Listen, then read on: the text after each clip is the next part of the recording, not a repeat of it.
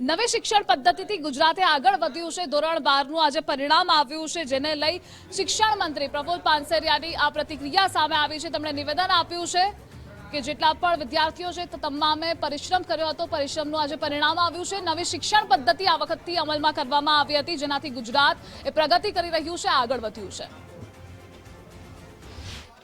આજે એ જ પરિણામ એ જ પરીક્ષા પદ્ધતિમાં ચેન્જ કર્યું અને માનનીય ભૂપેન્દ્રભાઈ પટેલ સાહેબના માર્ગદર્શન નીચે ત્યારે કહી રહ્યા છે કે આપણું પરિણામ સિલેબસની અંદર આવી જવું, સિલેબસના પેપરની અંદરથી જ પેપર નીકળે, ટેક્સ્ટ બુક્સમાંથી ને પેપર નીકળે, જેમાં આપણે સફળ રહ્યા છીએ। વાલીઓનું મહેનત છે, શિક્ષકોની પણ મહેનત છે, શાળાઓની પણ મહેનત છે। આ વખતે 1600 શાળાઓ 100% પરિણામ પ્રાપ્ત કર્યું છે। એમાં એ ગુરુજનોને હું વંદન કરું છું કે જેમણે ખૂબ મહેનત કરી છે, વાલીઓને વંદન કરું છું। જે જિલ્લાઓના પરિણામ હાઈ આવ્યા છે સૌથી વધુ, એનો પણ અમે અભ્યાસ કરીશું।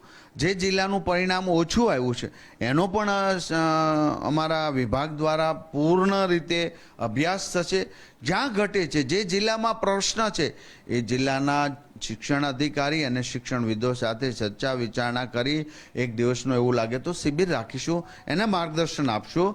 જે જિલ્લા પરિણામ સારા પ્રાપ્ત કર્યા છે એની પોઝિટિવ વાતો, જે નથી પ્રાપ્ત કર્યા એમને આપીશું। જૂનાગઢની ખાનગી સ્કૂલમાં અભ્યાસ કરતી વિદ્યાર્થીની દર્શિતા કે જેણે 90.6 PR મેળવ્યા છે અને પરિવારનું નામ રોશન કર્યું છે। જો કે પરિવારમાં ખુશીનો માહોલ પણ જોવા મળ્યો હતો। પરિશ્રમનું આખરે પરિણામ આવ્યું છે। ધોરણ 12 નું પરિણામ જાહેર થયું છે, તો પરિણામ બાદના દ્રશ્યો પણ સામે આવ્યા છે। દર્શિતા કે જેઓએ પ્રથમ ક્રમાંક મેળવ્યો છે, તો ગર્વની લાગણી પણ તે અનુભવી રહી હતી। મારી દીકરી દર્શિતાને આજે 12મા ધોરણની કોમર્સની એક્ઝામમાં 90.06 PR આવ્યા છે અને 81 જેટલા ટકા આવ્યા છે।